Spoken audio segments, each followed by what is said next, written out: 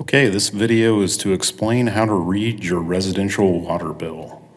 We'll start off first with the service address. This is the property address that received service, followed by the address of the primary account holder and water bill mailing address. If you look in the upper right-hand corner, you'll notice it has the customer number, and that is the record number of the primary account number, followed by the account number, and that's the number of the service address. The payment number is a combination of those two numbers and is the complete account number used to record payments accurately. The statement date can be found below that and the total amount due currently on the account. That will be followed by the due date of which the payment is due. Underneath is the after due date payment amount, which is a 1.5% penalty that is added to the unpaid balance after the due date per month. If you look down here, you'll have the average winter consumption, which is the normal amount used in winter months. For most folks, it is 6,000 gallons. In the table below, it describes the service, water service here, the meter number, which is the number of the meter that measured the water usage, the meter size. You'll find next the previous meter read. That is the date that it was read in the prior billing month, along with the reading unit number. A unit is 750 gallons. Next to the previous meter read is the current meter read with the read date, in this case, which is September 1st, and then the reading unit amount. You will receive your statement typically within 5 days of this reading date. As you can see, the previous reading date was 3 units, and the current meter read was 10. So if you look under your consumption for billing cycle, that would be 7 units or 5,250 gallons. Next to the consumption for billing cycle is the days of service. That is the number of days in between the previous meter read and the current meter read.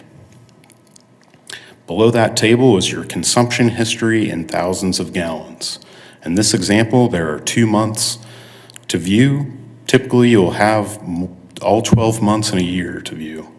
If you look in the charges area, you will find the previous balance, of which is $74.95. This was unpaid from the previous month. Current charges are described here.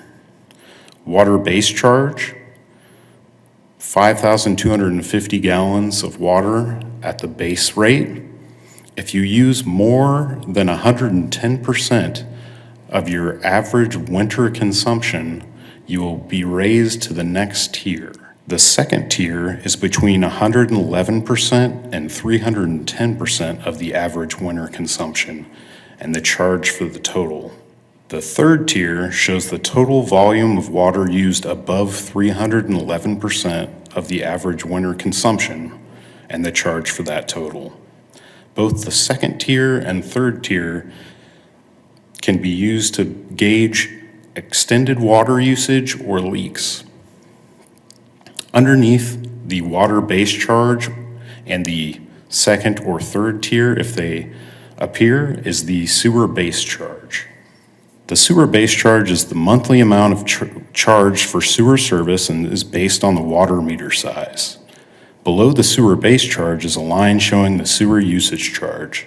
The usage charge is based on the total amount of water used at the property during the billing cycle. Underneath the sewer base charge is the stormwater base charge. That's the monthly amount charged for stormwater runoff maintenance. Underneath stormwater base charge is stormwater. The charge based on the property number of ERUs, equivalent residential units. 1 ERU equals 2,139 square feet of impervious surface. Under that is the Kansas Water Plan, and that's the fee charged by the state. You'll find the total current charges underneath that, and then current charges and any balance brought forward would be in the total amount due. Underneath these charges, you will find a portion that you can return with your payment, and on the next page, you'll find definitions for all of the charges and units I have explained here and your different payment options. For more information, you can go to access.wichita.gov or email watercustomerservice@wichita.gov or call 316-265-1300.